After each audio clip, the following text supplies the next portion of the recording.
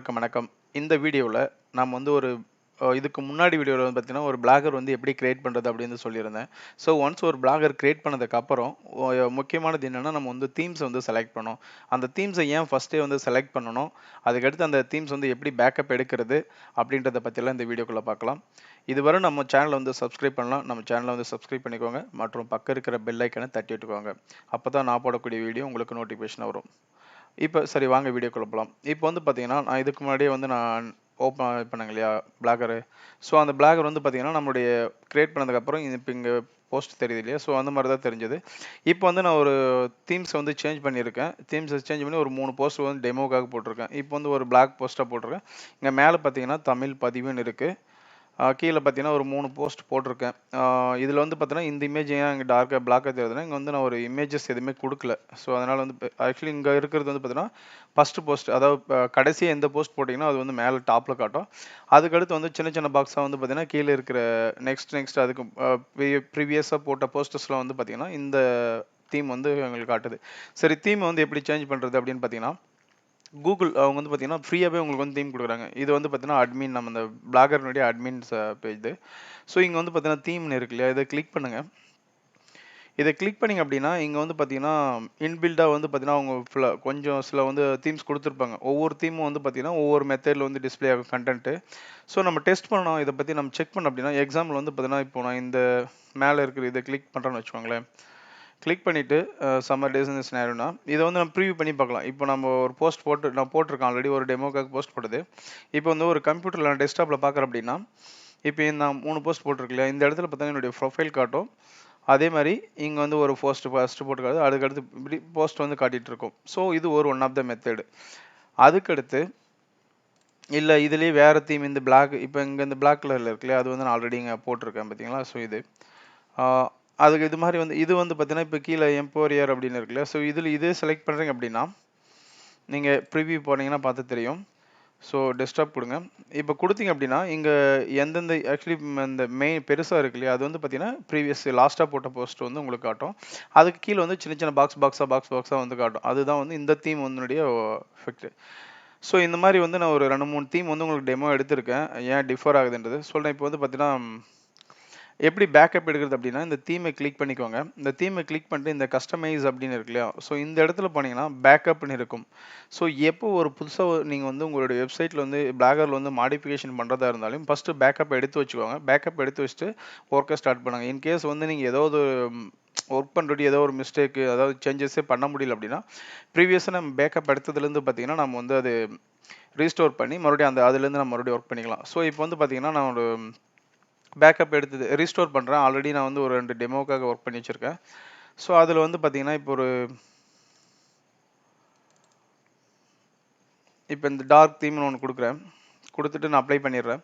So apply பண்ணதுமே பார்த்தீங்கன்னா, இப்போ சேஞ்ச் ஆயிரும். நீங்க வந்து ரீப்ரெஸ் பண்ணீங்கன்னா, இங்க வந்து வந்துரும். இங்க வந்து பார்த்தீங்கன்னா வந்திருக்கா டார்க் தீம். ஸோ இத கிளிக் பண்ணேன் அப்டின்னா, ஒரு போஸ்டர நான் கிளிக் பண்றேன் அப்டின்னா, இப்போ கிளிக் பண்ணதுமே உள்ள போனதுக்கு அப்புறம் பார்த்தீங்கன்னா, எனக்கு இங்க வந்து பார்த்தீங்கன்னா, பிளாக் கலர்ல தெரியுது. ஆனா ஒழுங்கா தெரியல. கரெக்ட்டா வந்து ஃபாண்ட் வந்து மிஸ் ஆயிருக்கு. இந்த லெட்டர்ஸு. இப்ப இதுல பார்த்தீங்கன்னா, இந்த போஸ்ட்ல பார்த்தீங்கன்னா, எனக்கு தெரியுது. ஸோ இது வந்து கரெக்ட்டான இது இல்ல. ஆக்சுவலி நம்ம அதுக்கு தான் தீம கரெக்ட்டா செலக்ட் பண்ணதுக்கப்புறம் சில சேஞ்சஸ்லாம் பண்ணணும். இந்த ஃபாண்ட்ல என்னென்ன கலர்ல வேணும், உங்களுடைய பேக்கிரவுண்ட் வந்து இப்ப இந்த ஃபீச்சர்ட் இருக்கு. அதுல வந்து என்னென்ன கலர்ல வேணும் அப்படின்றதெல்லாம் செலக்ட் பண்ணணும்.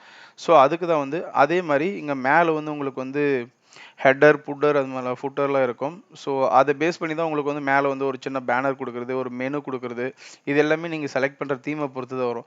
ஸோ இந்த தீம்லாம் பார்த்தீங்கன்னா தனியா கோடிங் எழுதி பண்ணணும். இப்போ வந்து பார்த்தீங்கன்னா, ஸோ இந்த மாரி வந்து இன்பில்ட்டா வந்து பார்த்தீங்கன்னா, பிளாகர் வந்து நெறைய உங்களுக்கு வந்து குடுத்துருக்காங்க. இது மாரி தீம்ஸு. எது வேணுமோ செலக்ட் பண்ணிக்கலாம். பேக்கப் எடுக்க முன்னே சொல்லியிருக்கேன். பேக்கப் எடுக்கிறது வந்து பார்த்தீங்கன்னா, இங்க மேல பேக்கப்ன்னு இருக்குல்ல, அத கிளிக் பண்ணீங்கன்னாவே, கீழ டவுன்லோட் குடுத்தீங்கன்னா, அப்ப கரண்ட்ல உங்க வெப்சைட் வந்து என்ன ஒர்க் பண்ணி வச்சிருக்கீங்களோ, அது வந்து அப்படியே டவுன்லோட் ஆயிடும். இன்கேஸ் டவுன்லோட் குடுக்குறோம் அப்படின்னா, இப்ப இங்க டவுன்லோட் ஆயிருதுங்க இல்லையா? ஸோ இது வந்து பார்த்தீங்கன்னா, இங்க டவுன்லோட் இருக்கும். இங்க டவுன்லோட் இருக்கு. சரிங்களா? இத வந்து நம்ம எடுத்து பேக்கப்ல வச்சுக்கிறோங்க. ஸோ மறுபடியும் அப்லோட் பண்ணணும் அப்டின்னா, மறுபடியும் இந்த டாட்ட கிளிக் பண்ணுங்க. ரீஸ்டோர்ன்னு குடுங்க. ரீஸ்டோர் குடுத்தீங்கன்னா, அப்லோட் ஆப்ஷன் கேட்கும். அப்லோட் ஆப்ஷன் குடுத்ததுக்கப்புறம், நீங்க வந்து செலக்ட் பண்ணிக்கலாம். இமேஜ் ஒன்லி அப்டின்னு சொல்ட்டு. செலக்ட் பண்ணீங்க அப்டின்னா, மறுபடியும் ரீஸ்டோர் ஆகும். ஜஸ்ட் ரீப்ரெஸ் பண்ணுங்கள். சரிங்களா?